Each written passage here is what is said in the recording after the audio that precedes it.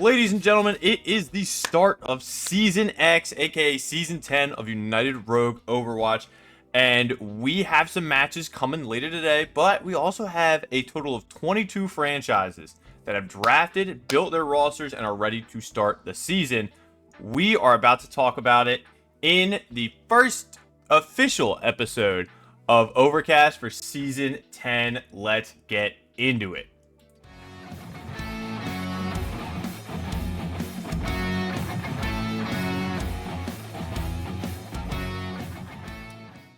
All right, we are here. Overcast is back. I'm back. I being your host, Ajax/Soupcan. And it's season 10. It's season 10. We've hit season X. So many franchises throughout these past seasons have fought hard, claiming titles, losing some games, but we have some new and old franchises coming in to this season. And I'm very excited to talk about them. There's a lot of good, a lot of bad, but we're going to get it started right after I figure out who I want to join me. I have a lot of options, and I think we've got a good one. As my guest is, I can see the camera already.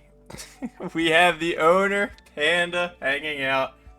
The pose was a choice. Hey, yeah, we were thinking who was gonna get brought on. You really couldn't tell up until right now.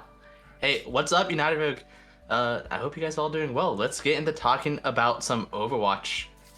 So I have had several conversations with several people, several LOs, GMs, players, and myself and Bowser kind of colluded a little bit, making some power rankings, kind of talking about where teams would go. And, you got wind of it. We're like, hold on, I can do that. And we have some fucking decisions that were made, Panda. We'll talk about that. But overall, before we unveil the power rankings on stream, how do you personally feel? You feel like everything's 100% correct? Well, going into the very beginning of the season, it's impossible to tell what is going to happen. Obviously, there's a lot of issues that have happened preseason getting into week 1. So even as we look at this sheet that we're going to see in a bit here, some things I think would have already changed since I made this literally less than 24 hours ago. That is true. Definitely some things have changed, which we will be talking about. But for now, let's take a look at this sheet. And, as we are to do on Overcast, we typically will go Ruby down. So taking a look at Ruby power rankings, plus a couple things we'll talk about in a bit. I think, personally, this is the correct power rankings. I think this is exactly right. Maybe you can have an argument for Pitt and Havana switching around, but I love this. What specifically was your thoughts when you're putting this masterpiece together? Hey, honestly, when I put this whole masterpiece together, I look at some of the players. I was like, dang, I know these are great players on this team. Philadelphia, I have high hopes for them. I think Foliage is a great GM, and he's destined to get a win at some point in his GM career. Being cursed to that second place almost maybe put Philly in second, but I think this is the season that he can get all the way up to that number 1 spot. Yeah, I don't disagree. That's one of the big things that a lot of Ruby players have already kind of started talking about and taking notice. You mentioned Philly's history. Foliage made 4 championships back to back in a row. A lot of words for me to try to stumble over. But at all of them, he ended up losing. He got second place again last season when he was on Havana in Ruby. And this time, he said, you know what? I'm gunning for the win. Because I'm looking at this roster and holy crap. Adbon on tank. Goated. The backline of Actual and Taka with Jinsei as an option to sub in for support. Insane. Truly one of, if not the best backlines we've seen in Ruby. And then, of course, you have your DPS of Jinsei, Foliage, and Jake. Just 3 great options. We've seen Jinsei for a little bit now, and Jake as well. Obviously, seen a lot of Foliage. But both of them really showing that they can step up when it matters. So just looking at that roster, it's insane how he got away with that. Yeah, I don't know how he drafted everyone to make such a perfect team, but hey, sometimes you snooze, you lose. It's not to say that some of these other players in Ruby aren't great. Also, some of these other teams are great. I mean, let's look at Havana, the team that you drafted. Mm-hmm. Mm-hmm. We What was love it. your mindset when you drafted this team? Okay, like, all right, I'm gonna unveil the curtain. I have been here for 10 seasons. I've been here for every single one of them, and you will notice a trend starting around season 2 and 3, where there's a good cluster of players that will get picked up every single time. There's very clear round one players, right? You look at Lemon, joined in season 7 and has been lights out ever since. Is back-to-back champion. Fun fact of the day. But you start seeing people like Lemon, who's got to be a first-round pick. You start seeing the F8 Jake, of course. You get to start seeing a lot of these predominant players. And then there's a very specific group that always goes round one. Your Actual, your Adbon, your Foliage, Choco, Blue Jay, Emerald City, Vanguard, Liam, Stan.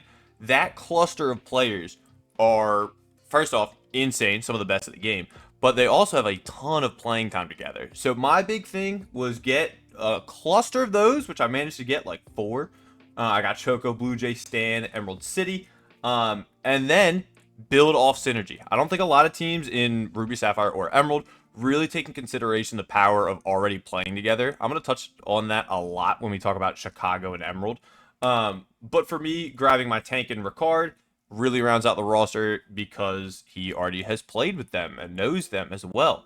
And then I get my boy Herbert, who gets to shine as the rookie that nobody really knows, but so far in scrims has been great.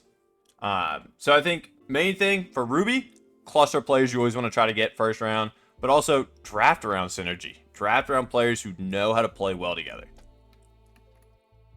Hey, yeah, you crafted a very masterful team, and honestly, I won't be surprised if in the end it's you versus Philly and you take that win, and then Foliage gets another second place. I will say, I obviously biased, would love to see that. I think, Philly should make it to finals regardless of things. But honestly, for nostalgia and the rivalry, I want this Pitt roster to make it to finals against Philly. Philly Pitt was the first two for season 2 and 3 of Philly's, 4 championship losing streak. And Pitt won both times. A Pitt Philly finals here really would just go hard. And honestly, they have the roster to do it. I think a lot of people will look at Havana and Pitt and kind of compare them, saying they probably go back and forth. And I can see why. You have Lemon, who we talked about. Vibrant is, I believe, a Mercy player. So, like, can you, Panda, right now, sitting in a chair, imagine a Mercy pocketed Lemon? That sounds so scary. I would never want to play against that. It sounds But scary as hell. I don't think anybody yeah, wants to do it. it really does. Oh, No, I can't imagine a person who could be confident going into that Mercy pocketed Lemon and saying, "Yeah, I got that in the bag 100% of the time." There's no way. I would be shocked if anybody's like, oh, plumber activity, watch this, and goes in. But, around obviously the Vibrant Lemon potential duo right there, you have, 2 really good tank options. Ratman jumping up from Pit Sapphire last season, and the new rookie of Doubtful is what I'm going to go with because there's a C, not an O. But honestly, the player that I'm most excited for, Parasite. First time in Ruby on his main Yeah. role of support. A lot of people know him from the Yeah, DPS. that's a nice C. That's a nice C. Parasite, I think, was one of my teammates back in season 3, a long time ago, back in Ruby, Ages or not ago. Ruby, in Emerald, ages ago. Helped me get that Dallas team, that Dallas roster, another chip, way back when. Yeah, Nice I to mean, see that Parasite he now has grown 2 all the way up here. championships between 2 leagues because of that. He won with you Oh, guys that's on true. Dallas, and then Sapphire, the first season of Sapphire, Havana Sapphire won it with him on it. this could be his chance to claim all three. Very not at all many people can say that. I don't think anybody has done it yet. Yeah, that's true. Wait, no, I guess Smooth 100%. Andrew? No, Andrew hasn't won a Ruby. Smooth 100% because he won Ottawa Season 4 of Emerald. Then he just won Louisville last season DPS. And then for Sapphire. And then he was on the Louis roster in Ruby when they won Season 8. Smooth might be the only human being in this server with all 3 chips. Hey, that's a stat that I don't think that we had tracked. I'm surprised you pulled that out of your head like that. I know my trivia. Unfortunately, like I said, I've been here for 10 seasons. That's like at least 3 years of my life that I've just been like, oh, damn, that guy's way better than me. All right. Well, let's move on to what I think is going to be the 4th place coming to the end of week 1. Let's look at Louisville Gamble. Louisville, coming off of some chips, have a roster that a lot of people are a little concerned with. Vanguard, you're never worried about him, but he doesn't really want to play tank. He's been on the DPS grind. So now you have to look at some of your other players, mainly Preseason or Dante, and you have to put one of them on tank, which on ranks look pretty good. You got a Masters 2, Masters 5. But then you're moving players around from other roles, right? You have either Preseason on the DPS. You could have Dante on the support with Rico. So trying to now fit this roster around some of that might be hard, which is why I think a lot of people right now are saying Louisville around that. Kind of gonna make it into playoffs, probably 4 seed, but still has a chance of getting knocked out. Yeah, indeed. And we were just talking about Smooth, and Smooth does have a chance to get all the way up here, but something about this team has to click, and we have to be able to see that during some of these matches to really make us think that they're going to get all the way up to that final championship. Yeah, I mean, Louisville has a good shot at it. They have good playmakers. Another team that I think could be sneaky is going to be your number 5 with Detroit, right? You pick up Liam, who I mentioned earlier, as one of those just key pieces. You have Mountain, who's been around for a while this season, opting to play the support, so the backline of Liam Mountain. 2 brand new DPS in the league. We have Glide and Hydrate. Gonna have to see how that happens and works out. We mentioned earlier, or yesterday, I think, Hydrate being on Hydro's team. Quite funny. Yeah, that is so funny. Detroit Wolfpack owned by Hydro. Great guy. I love that guy. Hydrated so water, funny. Hydrate. Being on that team just makes it so much more fun to think about. It's awesome that the Hydrate and Hydro get to see the light of day together, but the rest of the roster is Hoagie, who joined up from Sapphire last season, and then the return of Custom Shadow, which is definitely going to be a conversation we have later. The reason a lot of people have this team kind of at number 5 is you really need to look at the DPS and hope they can step up. But also, how does Custom go into tanks like Adbon, like maybe even Ratman?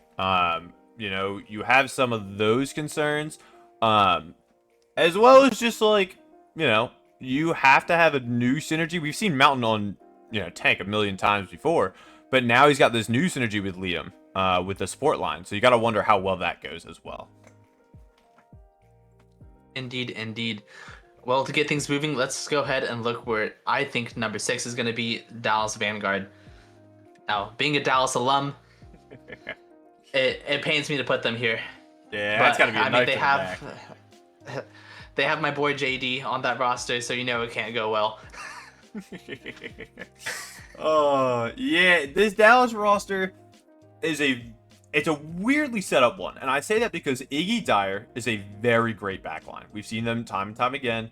Spaznik opting for the DPS, but still has support open, so you can maybe swap Spaz and Dyer for that DPS role and support role.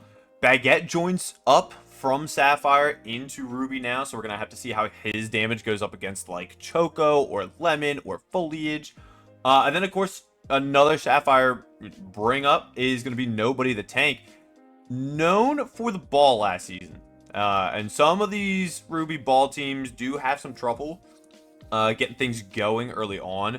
Look at Detroit and Buffalo last season. So I think that's another big reason why a lot of people are not too high up on Dallas. Yeah, I really hope that they can prove us wrong. As you said, there has been so many issues with Ruby ball tanks specifically getting into the grind of things. Like ball players, all great, love them all, but are they able to compete against the best of the best? Because that's what Ruby is here. We have 6 teams, in theory, 6 tanks that are supposed to be the best of the best in the league. So we'll see how they end up faring out. Well, I think we know that part of that team is going to be stable. You just got to figure out how the rest of it goes. But we have 3 matches for Ruby, and they are all looking pretty good. Havana versus Detroit, Philly versus Pitt, and then Dallas versus Louisville. And with those games, we kind of picked out some big head-to-heads that we were looking forward to. Um, which one do you want to talk about first? Let's just go left to right. So the way I set this up, I want to look at 2 different players, one from each different role. So looking at the tanks here, we want to look at Ricard from Havana versus Custom Shadow from Detroit. Why do you think that is, Jack? Because I think a lot of people are looking at Custom Shadow, who was in Sapphire, then, last season didn't get picked up, now is up in Ruby. And so Custom was very good in Sapphire on the pit roster Season 8, but they now have to go against, again, people like Adbon, people like Ricard. And so the question is Custom going to be able to keep upper performance like he had in Sapphire versus, we take a look at Ricard.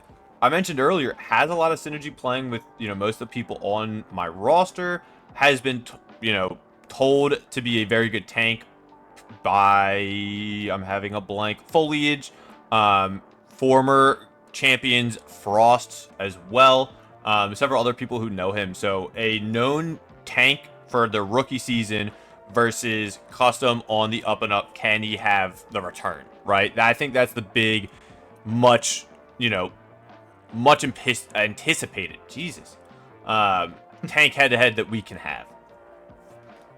Indeed, I'm super excited to see what Custom Shadow has been up to, see that grind come out into gameplay.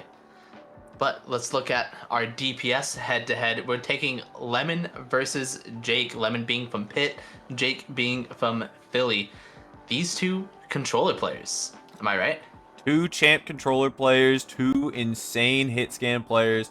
We've seen Lemon past 2 seasons rack up those championships. We've seen Jake, although his stay last season was a little short, his Season 8 performance was just lights out with that pit roster.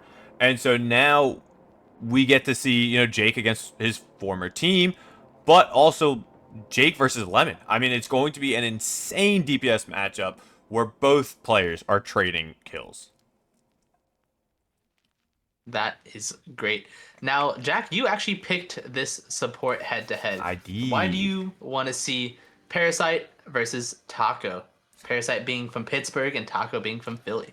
Both of these players, fun fact, are Havana alumni. Parasite winning with Havana in Season 8, then joining me in Sapphire for Season 9. And Taco was a part of that Season 9 roster for Ruby that made it all the way to finals. The big reason I want to talk about this is just we get to see a player in Taco who is very good, very capable. Part of, I believe, one of, if not the best backlines in UR history right now. A veteran to the game, even though still fairly new to UR, versus a veteran of UR who now we get to see in a new light. We get to see Parasite, I've been told, on his main role. We talked a little bit last season, and he mentioned that he plays a little bit of collegiate support, so we get to see him on his comfort role, now taking on an insane roster. So that's got to be, to me, the biggest head-to-head that I wanted to watch. Same here. I cannot wait to see some of these Ruby games, which the schedule should be releasing shortly, and you guys will be able to see it when we make the pings in the media announcements channel. So excited. Putting the casters together. There will be some Emerald games later tonight, but we don't have to talk about Emerald yet. for now, we get to talk about Sapphire, and this is where I might look at you, Panda, and go, what the hell happened? Yeah, something happened here. Before we actually move on to Sapphire, I want to note that we are recording this on a Wednesday night That here. is true.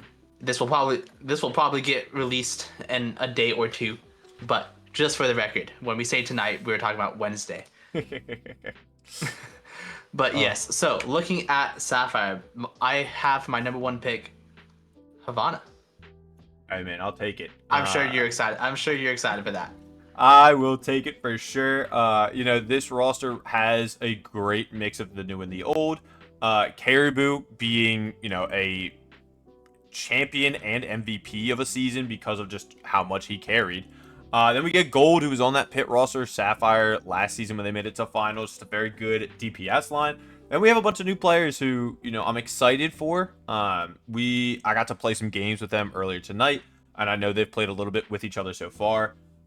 Notably on, if anybody's looking at the sheet, it appears we're down a player. One of our players left before the season started, so we did pick up another tank that will be adjusted soon. Yeah, this is one of those instances of which I said a lot of things are changing from when I made the sheet in the past 24 hours to even right now as we're showing it off. And some of these things I can't even predict as I'm making power rankings, and I'm sorry for how inaccurate it is gonna be, and we'll see how much Jack here gets really angry at me. There's a bunch of teams where I'm like, all right, makes sense. Okay, I can see it. And then there's one or two I'm like, where in the fuck did you think these were going? Hey, honestly, some of these things, I look at the players and I was like, I've seen their name. I've never actually seen the stats or gameplay of them, and I put the team at a random spot. Nice. Hopefully we get to talk about that here in a second. At number 2, you have Ottawa. Really just was like, oh, I know Booger, and he's on Ottawa. Let me just bang right to the top. Hey, this is gonna be the season for Booger.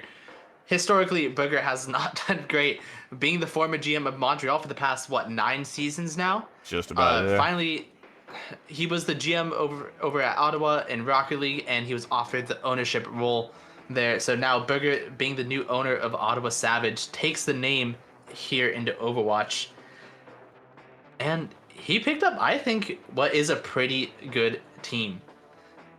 Raykov, I know, I've seen the stats, great tank.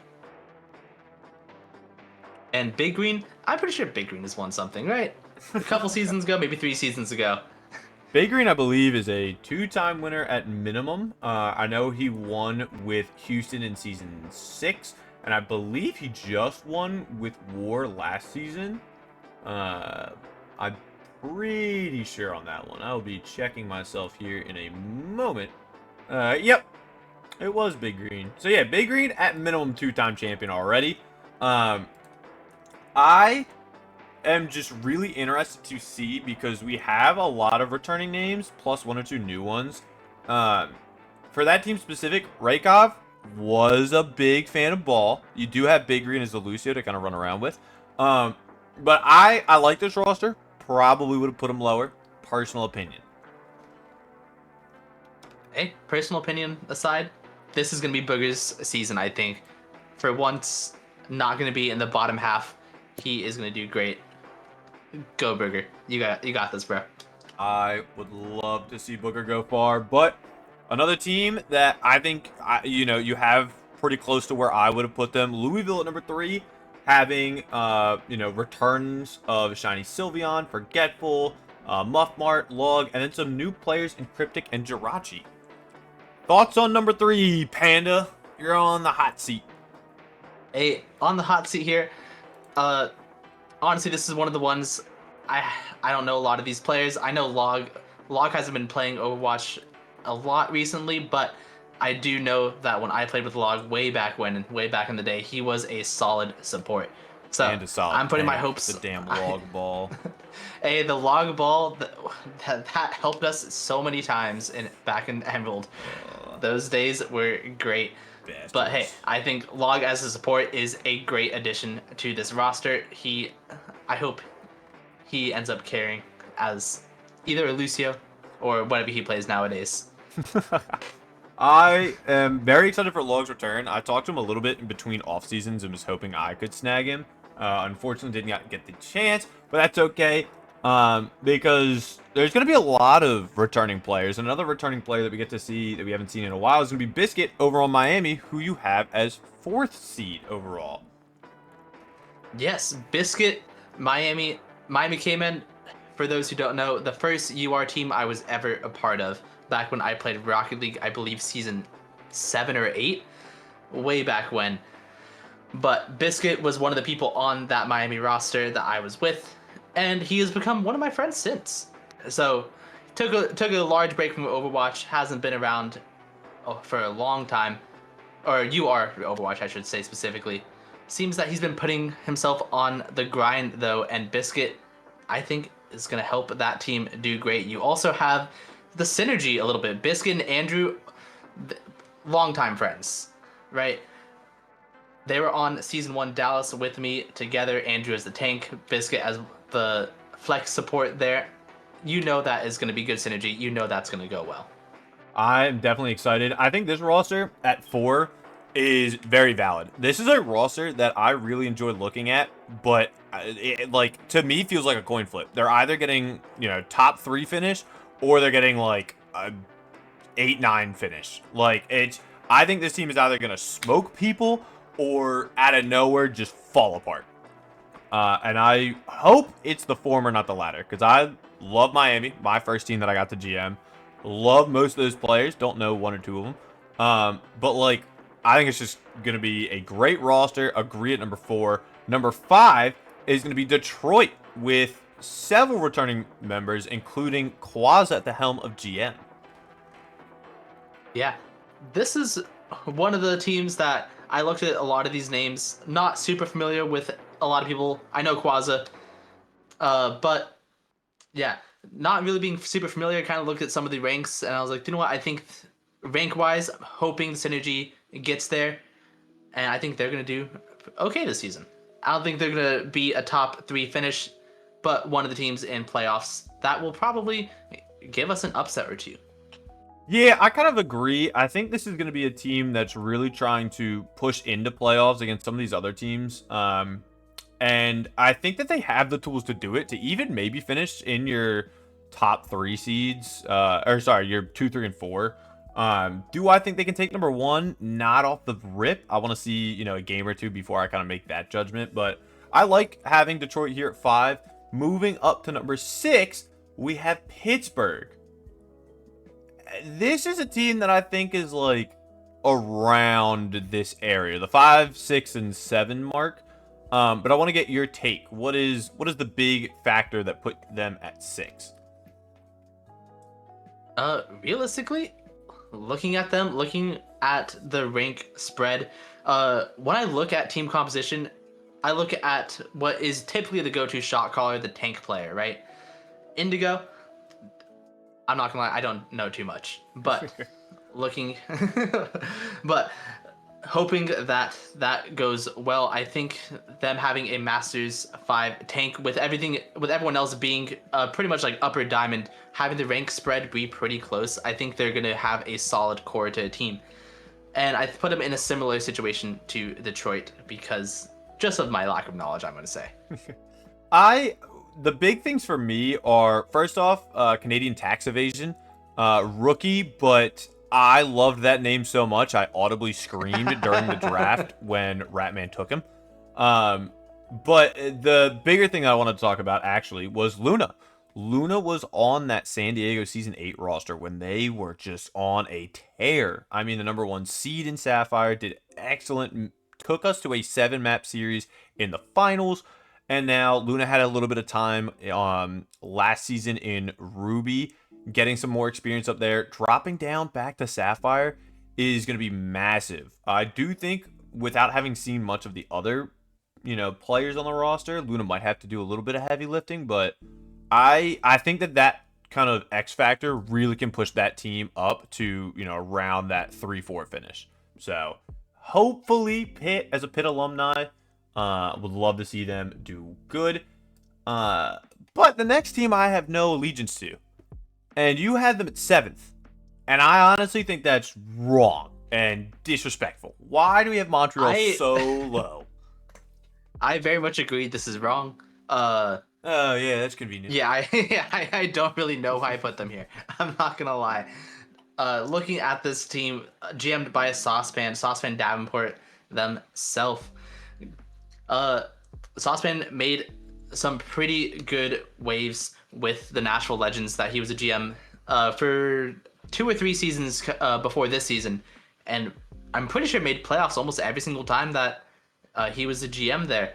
True. So yeah, I don't really know why I put them this low. I don't have a good reason for it. Shoot me.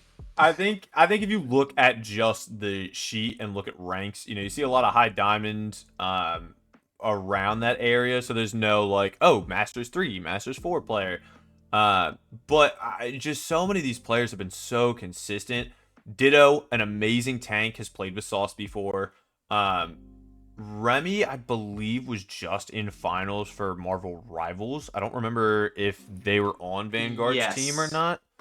I don't remember if they were Houston or San Diego. Or not San Diego. I don't remember either, but I do know that they are a prominent Marvel Rivals player, and was doing pretty well in this last Marvel Rivals season. You also got Helios on the team, Also super great consistent. streamer, great caster, super consistent player as well. Yeah, So now it just kind of comes down to, Lycus, who's new at DPS, Tempo, who was a great support last season, and Sauce, who really does feel like he can flex. Can he play one role better than most of the players in this league? No, but can he shift roles easily and become a very stable player in that role? Absolutely. So personally, I would have this team around like 3, 4, 5. I think this is a team that should make playoffs. Even though their ranks might show, a little lower than others, I'm very confident in this Montreal team. And another team with similar colors that I'm more hyped about, that you have fucking 8, is Houston. I'm not gonna lie. With all the issues that went down with the Houston Emerald team, I accidentally moved the Houston Sapphire team further down on my power rankings because of that. Actually But insane. otherwise, stick them around like that number 4 spot. I think. I Changing on personally, the fly. personally think this is a top 2 team. I am in love with this team, and that's not just because Doge is my roommate and makes me dinner basically every night. That is not what this is at all. Oh, how sweet! I love that man to death. But I look at this roster and can't find a weakness. I see Eli coming back on support, getting paired with either Griffin or Awesome.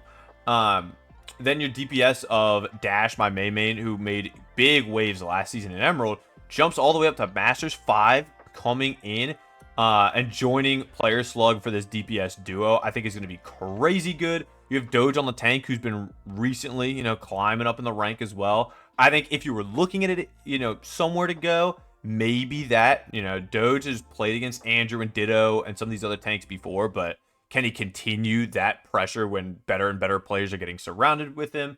So, I mean, I love this roster. Putting him at 8 is actually fucking insane. Yeah, my bad, Houston Flames. Yo, prove me wrong. Prove it wrong. That's all I'm gonna say. Prove me wrong. You got the opportunity to do so. There's 5 weeks in the season.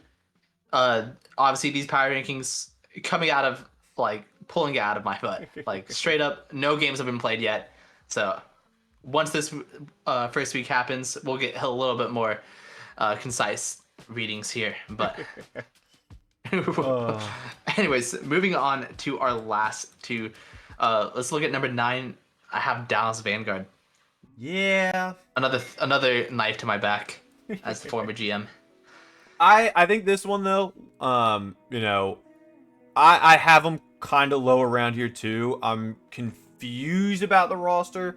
Your DPS are going to be Jackal and Freaks. Freaks, Masters 3 support, Plat 1 DPS. So, you have to wonder how well they can perform on this off roll. Can't switch back over to support during the season, so that's going to be a question. Jackal, who has started in Emerald and really has started coming up as a very competent DPS player in Sapphire. Last season did really well in New England. You have Maxine, who was the tank that subbed in for the Washington Emerald team that ended up winning. Confident there, maybe. I think some of the other tanks and teams might run them down, so a little concern there. But disparted a very good support. You have Reversery, who appears to be good support, and Dragon Master, who again can kind of just fill any role and feel comfortable. I think the roster is good, but I have way too many questions and concerns about it. Where I agree, it's kind of lower, like 8, 9, 10. Yeah, I hope they do well. Honestly, there's a lot that can happen with this roster. I think, like you said, it's definitely a weird combination of players. But I mean, all it takes is one click, and suddenly everyone is synchronized together. Everyone is vibing, and then they're suddenly the best team in the game. It's So fair. we'll see. That is fair indeed, which does lead us to our last team. You have Washington. What is going on down there? Because honestly, I put War up around the like 4, 5, 6. Really? I like Well, War's roster. yeah, War's roster, I don't think it's bad. I think there is a lot that can change my opinion with Washington, but I need to see it. That is my thing. I know Der Wiggler has been a great Marvel Rivals player. Historically, I think Marvel Rivals players, although they're great, don't always have the Overwatch skill to equal their Marvel Rivals skill. So Very different game. that is something 100% agree. that's something I am looking at there. Der Wiggler being one of the DPS, one of the main damage outputs. Of course, what you need. They have a main tank only player in Rob. Diamond 4 tank. Not really too competent on some of those off roles. Again, that's totally fine, being a tank only player. But, you know, something that I did when I was coming up is learn how to off roll, learn how other roles work. So that way you could be better at your role and understand the job of everyone else, you know? Yeah, a lot of players do that. I know Minky's a great example, a very dominant tank that we've seen. Has swapped over the DPS in certain other leagues, and so he's able to kind of build that skill back up. But with this Washington squad, there is going to be the drop of bacon bits, which I think would warrant putting them lower. But if you were to look, like their starting roster would have been a Masters 3 support. Then you have Red, who is your other really high up there player. You have Takakat, who would ideally like to play DPS as well. But you have Maikoto Luna, who's been a great support the several seasons he's been in. I would imagine Rob kind of sitting it out and having somebody else play tank. But I think the roster still is fine. Moto can, find another ideally support to kind of help stabilize the team a little bit, but I do think that this team can punch definitely into playoffs. So I have them at 10. I don't know about that, Chief. I don't know. Hey, just like I said, with some of these other guys, just prove me wrong. That is true. All right. Well, we'll see who proves who wrong in these head-to-heads. Tank is going to be Andrew versus Shiny. I love this tank matchup. Is this the one that you want to just dive into? You want me to talk about a little bit? Which one of these three is your big, I love this one the most? Oh, I want to talk about the support matchup the most. But talking about tank, I love Andrew. Andrew has been a great friend and a great tank for me in pretty much my entire Overwatch career. So seeing him face off in week one will be a great watch for me. Obviously, you have your former team with him, right? Yeah, Andrew being on the Havana roster did win me Season 8. It was beautiful. I got to play one game with him before I had to sub myself to Ruby. Truly tragic. But yeah, I mean, we know Andrew's a great tank. Won several times in Emerald, played in Ruby, and made it to finals pretty much every time. Now gets to drop down into Sapphire, where the past 2 seasons he's had varying success. But a very stable tank, a very great tank, going against Shiny Sylveon, who was Ruby's tank last season. So you have a Ruby tank now taking a step down into Sapphire. How how well Andrew's going to do against that is going to be the big question in this head-to-head. Andrew has plenty of experience so far against other great Ruby tanks. So, including Vanguard, who we talked about earlier. How well does this former Ruby tank kind of play into Andrew? I'm very excited to see how that tank head-to-head ends up. Me as well. Looking over at DPS, I wrote down a good head-to-head watch would be Jackal from Dallas versus Sunline at Ottawa.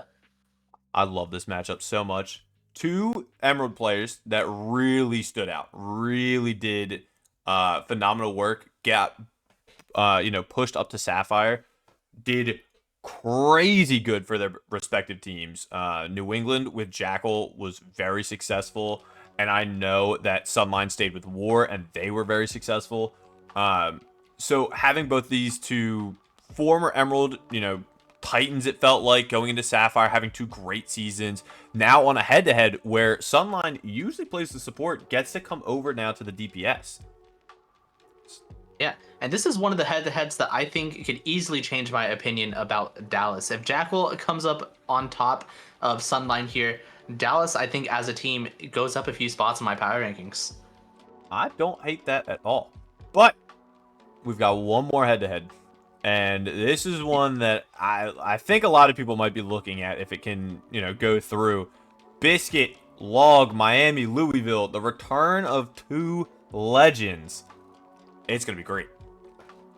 Yes, Biscuit has been there since season 1. Log also was there with season 1, but they were both on my team starting season 2 of Dallas, and both of them stayed, I believe, up until season 4, where Biscuit ended up going over to Ottawa way back when. But old friends, old heads in UR Overwatch, finally returning for the same season. And what better matchup than the first time you come back into United Rogue Overwatch fighting against someone you know. Can't wait to watch that match. It's a great matchup. I'm so excited. I think Louisville has a couple other supports they might start, but getting Log in versus Biscuit would be great. Any final thoughts on Sapphire as a whole? Yeah, I don't think we shouted out the rest of the schedule here. For Sapphire, week 1, we have Miami versus Louisville, Houston versus Pittsburgh, Ottawa versus Dallas, Washington versus Havana, and Detroit versus Montreal. Big watch of the shout week all has to go to those Miami, out. Louisville, I think. That, to me, is the big, match of the week. We mentioned it for both the tank and the support head-to-heads. I think that one's just going to be, the one to watch.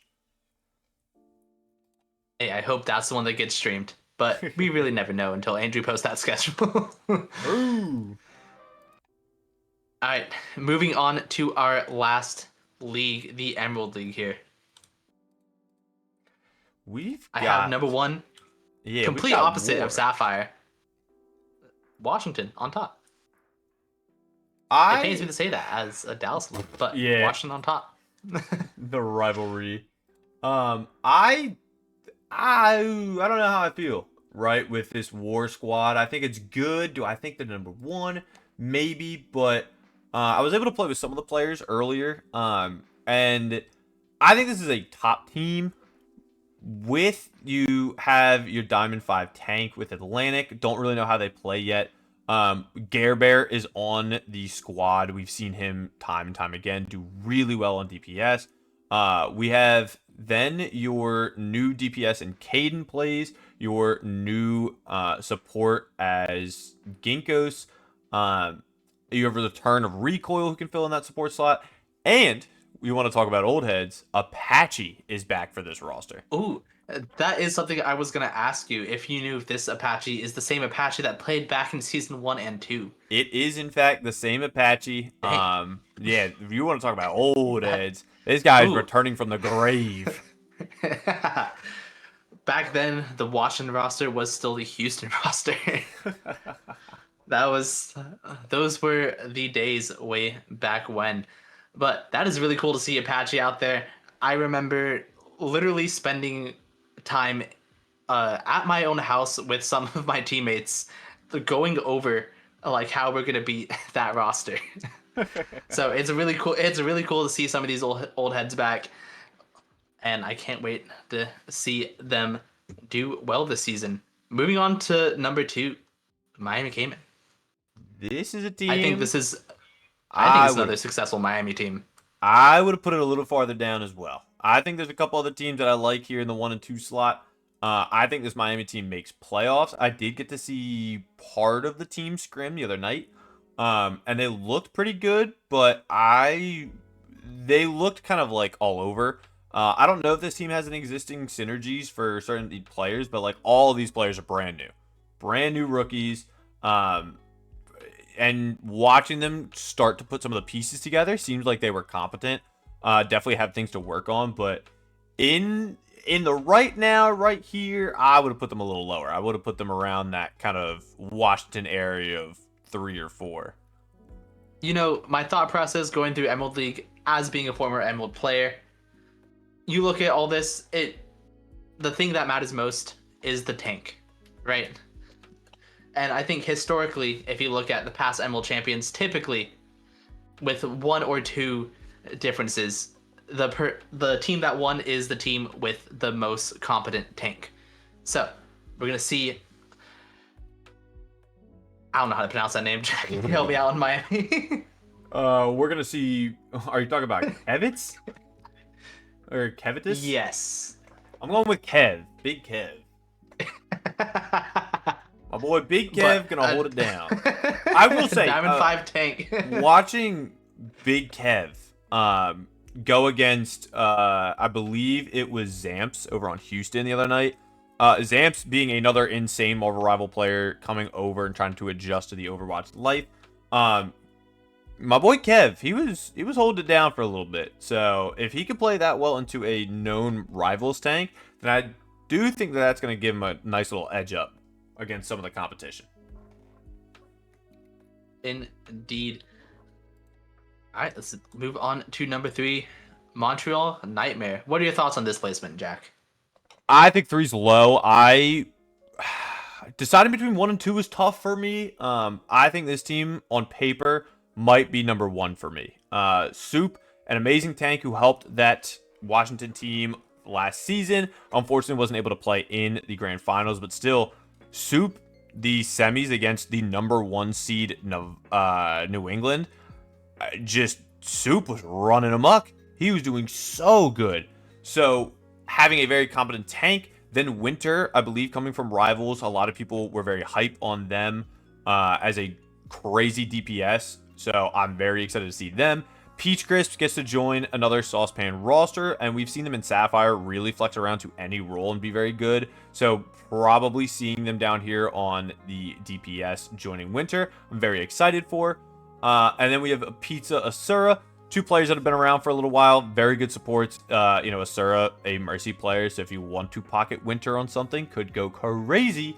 And then you have Blue Wolf, who is newer to the league, but still able to kind of flex around on that DPS or support role if needed. I'm very high on this team. At minimum, number 2 is their placement for me. Considering there's also only 6 teams here, like if it was, a Sapphire where you got 10 teams, I could maybe understand 3, but I don't know. I got to put them in 1 or 2 for me. That's totally fair. We'll see how that ends up happening. But this is a team that you wanted to talk about since the start of this podcast, the Chicago Syndicate Emerald team. What are your thoughts on that, Jack? This is a roster. First off, love CB as an owner. Great guy. We let Dill, the same Dill who went 0-7 for Detroit in Season 6, then last season ended up making the finals and having a pretty close game in Emerald, now gets his 3rd chance. And this Chicago roster, I love. This is the other 1 or 2 slotted team for me, especially after seeing how they played in the scrim recently. And this is what I was talking about earlier for Ruby. Synergy. Dill crafted the Let's Be Friends and Kick-Ass team, right? You have the return of Icy. Old heads know Icy. Icy gets to come back and play support. You have Bowser, Dill, Paranoid, and Anon. All of those players have played with each other. Bowser, Dill, and Paranoid are usually in a VC with each other like every other night. You get Moonshine, who I got to watch and spectate, a very good tank. I just love this roster. The comms are great. The synergy is great. I'm so high up on this roster. I do think that their record is not flawless. I don't think they go 5-0. I think there is one game where they just can't figure it out and just dig themselves deeper. But like they also have the same ability to rally and just yell at each other and just be like, let's get this done. So this has got to be a 1 or 2 team for me. And you know what? I see that. I totally see that. Obviously, return of Icy. Icy has been a great support in the Emerald League every single time that he has been around. Bowser, a Ruby champion, believe it or not. Undefeated Ruby. Zero damage Undefeated Sombra Ruby. goes crazy, according to sources. So I can't see how this roster does well, and I'm gonna be completely honest. I have not seen Bowser play Overwatch once, other than that one Ruby game. Bro's high elo. He's so good. Bowser said, and I quote to all the GMs, if you pick me as your 1 or 2 pick, you're throwing. I need to be round 3 at minimum. And notably, before we move on to Ottawa, notably, Bowser got drafted by Doge on Houston, and then a trade went through to get Bowser onto Chicago, which the trade, in my opinion, way better for Chicago. Do you think it's better because of the player swap or because of the synergy? Honestly, the synergy, I think if you look at Bowser versus Kafka, the players that were traded, I think Bowser might have a little bit of a higher ceiling than Kafka, but Kafka still in, the scrims that I saw, Kafka was playing very well, like a very good player for that Houston roster, which we'll talk about in a little bit. So definitely not like just player skill and mechanics alone. I think the big thing is getting Bowser with a bunch of his idiot friends who are all going to drink and just be peak drunk for matches to just steamroll. Yeah, hey, good for them. All right, let's go ahead and look at the Ottawa Savage, my number 5 seed going into week 1. Yeah, Ottawa's a weird one for me. I have them, either 5 or 6. I think. A quote from Bowser is that I kind of agree with a lot of times. Unless your supports are like Liam, Shogun, you can throw a couple other names in there if you want, but like unless your supports are insane, cracked out of their minds, having your highest roles be support is a little scary. And that's kind of what we see here with Sam and Lucio on the Ottawa team. I love Sam. I played with him a couple of times. He's awesome. He's also great at making bots. And Lucio, I haven't seen at all, but usually that kind of thing worries you because that means you have a little less firepower for some of your other roles like tank and DPS. Tank, Booger is there. They also have Kwong. Booger, I'm solid with the tank. I've seen him in Emerald before. I know what I'm getting. I like it. Solid. The DPS have a look to it, right? You have Deadonk, who old heads would know as Dead Inside. And then you have King Joker. And the big thing with that is we've seen Dead Inside before do very well. King Joker is Silver 1. And I know rank's not everything, but looking at it, not one of the stronger DPS lines. So that's the big worry for me. I think one of the things also to look at, I do know Dead Inside and Joker are friends in real life. So maybe the synergy there can help a little bit. Yeah, I met Booger both of them while working with Log way back when. Oh yeah, and yeah, Dead Inside and Burger Bear go way back, way back. Dead Inside was on Burger's team pretty much as long as I can remember. Yeah, as long as Dead Inside was in the league. Yeah, Burger is not gonna let that man get away from him. So synergy is there a little bit. Hopefully that rank doesn't come into play all too much, but having a high silver, maybe hitting low gold sometime early season against some of these diamond players, that is gonna be rough, to say the least. Yeah, I mean, it's going to be one of those things we're going to have to watch out for. Maybe Booger makes some roster swaps, although he's much more of a like, hey, let's try our best. Let's see what we can do. One of the big things I love about Booger. But the last team that we need to talk about, has had some current controversy. But I have also seen them in scrims, and I'm worried for them. Some of these players have not played together, so obviously got to build some synergies and stuff. But the 6th seed you have is Houston. What do you want to Yes. talk about for this Houston roster? Well, unfortunately, Houston did just lose their now former captain due to some code of conduct issues. Which, by the way, if you have not read our rulebook or our code of conduct, you should take a quick peek at that. Just make sure that you're in line with all this. It's pretty basic stuff, I think, but it's nice to glance over it just to make sure that you are a rule-abiding citizen and member here. But looking at the rest of this Houston roster, Zamps, Marvel Rivals player, a tank only player here in United Overwatch, a pretty good rank for that, Plat 1. Jack, you said something about a scrim, and they're playing well, right? They had their moment. So I recently got to sit in and watch Chicago and Houston scrim each other. And I was in Chicago's call just because I know and am friends with most of those players. So I kind of just there, like, offering some advice here and there. I'll be 100% honest. Chicago rolled Houston. And I will say that I think part of it is, to me, it's a two-part thing, right? I think you're still trying to figure out how to work as a team where Chicago already had that advantage. But also I think Zamps is trying to adjust because tank and Overwatch, tank and Marvel Rivals, vastly different. Marvel Rivals, you get 2 tanks. Your support, they are so overtuned, they can keep you alive through anything, basically. Overwatch, you have 1 less tank to help you out, and your supports are not insta heal bot, you're back at full, keep going.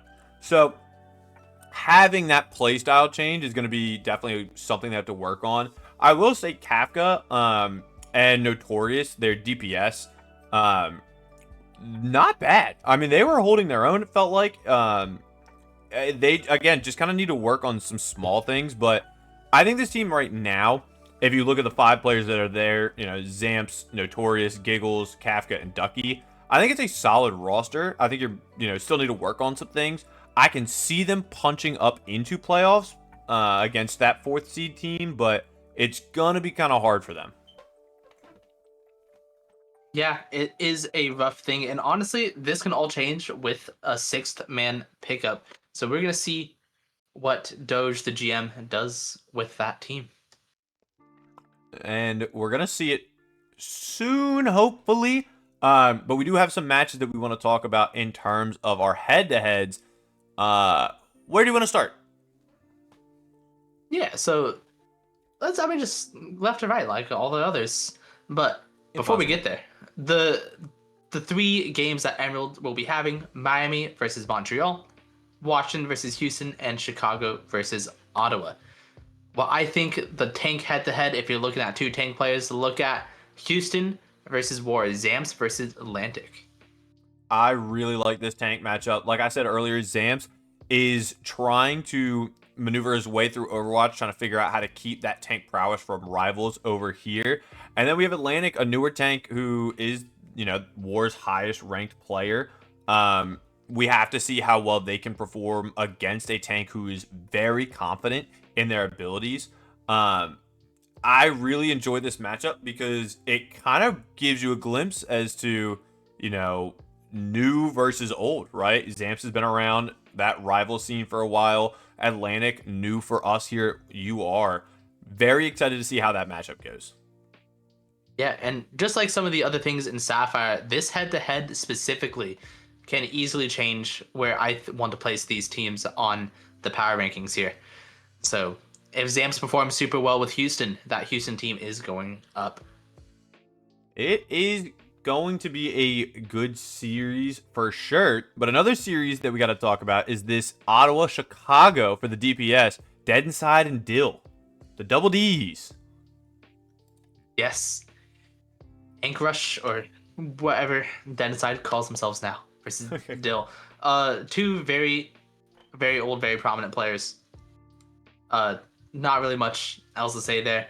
They have fought each other countless times and can't wait to see them fight it out again. Yeah, this is going to be a great return for Dead Inside. And this is Dill kind of returning back over to the DPS role that we've seen him in here and there.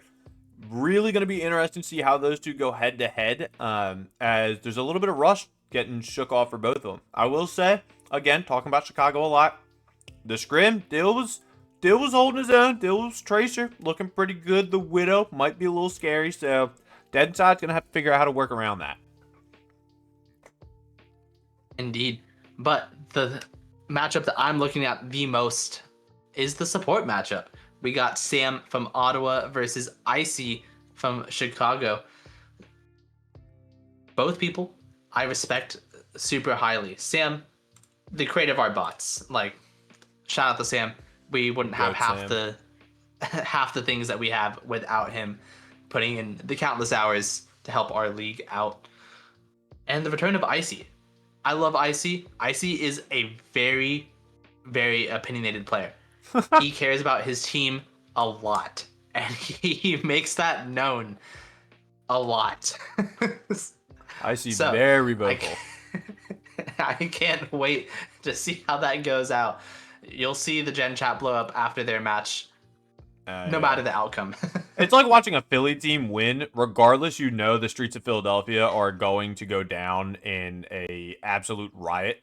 But I really enjoy this matchup just because of like namesake alone. You have Icy, who's been a UR Overwatch goat for a long time, a COD goat for a while.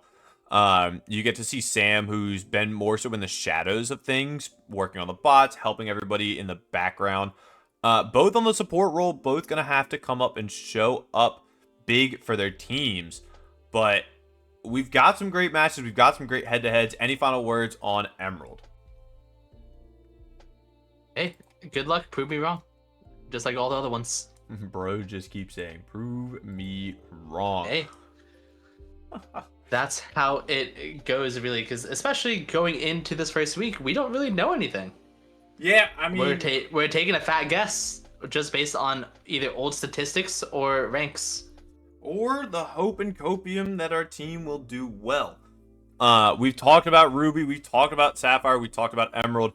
This should be going live several hours before the 2 Emerald games that are going to be happening tomorrow, because we're recording it, a day early. But I believe our games tomorrow are going to be Miami versus Montreal and Washington versus Houston at 7:30 and then 8 respectively. So make sure to check back in for those games going live. I want to point out the Miami versus Montreal is the game that's being streamed. Yes, I knew that because I put the schedule together. But I'm sure there will be some bootleg for Houston. We have a lot of people who like to bootleg for us, so hopefully we get one for Houston and War. If not, the main stage will be taken up by Montreal and Miami. Panda, it's been a pleasure, sir. Any final words for the folks at home?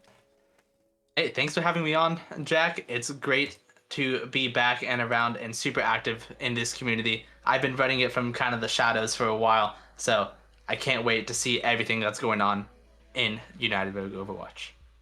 We are excited. This is, again, our Season X, our Season 10. Matches will begin later today, starting off with the stream of Miami Cayman taking on the Montreal Nightmare. Thank you, everybody, for watching. Make sure to go watch those matches and any others that get streamed. It has been a pleasure, and we have been United Rogue Overwatch's Overcast. Thank you, everybody. We'll see you later.